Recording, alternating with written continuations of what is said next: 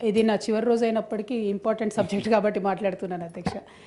ఎందుకంటే ఈ మధ్య పేపర్లో వార్తలు చూసినాం అధ్యక్ష, ఆదివాసీ సాంప్రదాయాన్ని దెబ్బతీసే విధంగా వైదిక చిహ్నాలను కొన్నిటిని చెక్కడం జరిగిందని చెప్పారు అధ్యక్ష. దాని పట్ల చాలా ఆదివాసీ సంఘాలు కూడా అభ్యంతరాలను వ్యక్తం చేసినాయి. రెండవది, although I respect the spirit of the government అధ్యక్ష, అసలు ఈ మొత్తం సమ్మక్క సారక్క జాతర స్పిరిట్ ఏంటంటే 2 నెలలకోసారి అమ్మవారి అడవిలోంచి రావాలి, రోజు అక్కడ పూజలు చేయడం అన్నది సంస్కృతి కాదు అధ్యక్ష. ఫండమెంటలీ ఎండోమెంట్స్ టేక్ ఓవర్ చేయడం అన్నదే కరెక్ట్ కాదు అధ్యక్ష. ట్రైబల్ వెల్ఫేర్ వాళ్ళు ఈ మొత్తం ఇష్యూని కూడా టేకప్ చేస్తే ఆ గిరిజన సంస్కృతిని రెస్పెక్ట్ చేసే విధంగా ఉంటుంది అధ్యక్ష. ఎప్పుడైతే ఎండోమెంట్ వస్తుందో ఆ తర్వాత హుండీ వస్తుందో అధ్యక్ష, హుండీ వచ్చిందంటే కంప్లీట్గా వైదిక సంస్కృతి వైపు కూడా మొత్తం మారిపోయే పరిస్థితి ఉంటుంది అధ్యక్ష.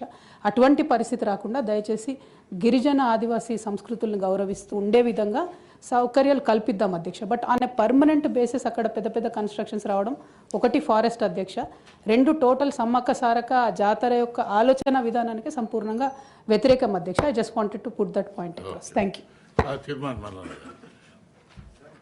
సమ్మక్క సారలమ్మ జాతరకు సంబంధించి చాలా రోజుల నుంచి నేను చిన్నతనం నుంచి కూడా చూస్తున్నాను సార్, ప్రభుత్వాలు కోట్ల రూపాయలు ఇన్ఫ్రాస్ట్రక్చర్ కోసం ఖర్చు పెడతా ఉంటే అవి ప్రతి ఏడాది ప్రతి 2 నెలలకు ఒకసారి పెడతా ఉంటాయి, పాతవి పోతూ ఉంటాయి, మళ్ళీ కొత్త వేస్తూ ఉంటాయి. అట్లా కాకుండా పర్మనెంట్గా ఒకసారి వేసినామంటే ఈసారి మళ్ళొకసారి దానికోసం ఖర్చు పెట్టేటువంటి అవకాశం లేకుండా ఒకటి చేయాలి సార్.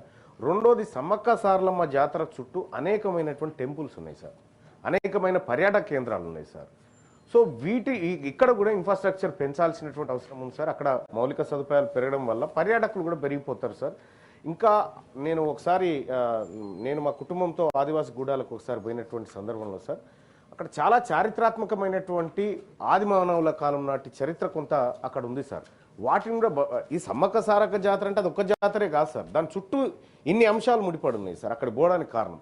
అయితే సమ్మక్క సారక్క జాతరలో సార్ ఇక జాతర అయిపోయినాక 2 రోజులకు 3 రోజులకు అటెంకాలు ఎవడన్నా పోయి చూస్తే ఎంత ఆగం ఉంటుందంటే సార్, ఆ బయటనే విసర్జన చేస్తూ ఉంటారు, మలమూత్ర విసర్జనలు చేస్తూ ఉంటారు. అట్లా లేకుండా జాతర పరిశుభ్రతను కాపాడాల్సినటువంటి అవసరం ఉంది సార్. అలాగే హెల్త్కి సంబంధించినటువంటి సార్, కోట్లాది మంది వచ్చినప్పుడు హెల్త్ ఇష్యూస్ ఉంటాయి సార్, అంటురోగాలు వస్తూ ఉంటాయి, రకరకాల సమస్యలు వస్తూ ఉంటాయి. కాబట్టి రాష్ట్ర ప్రభుత్వం అన్ని శాఖలతో సమన్వయం చేసుకొని ఆ జాతరను విజయవంతం చేయాలని కోరుకుంటా ఉన్నాం సార్.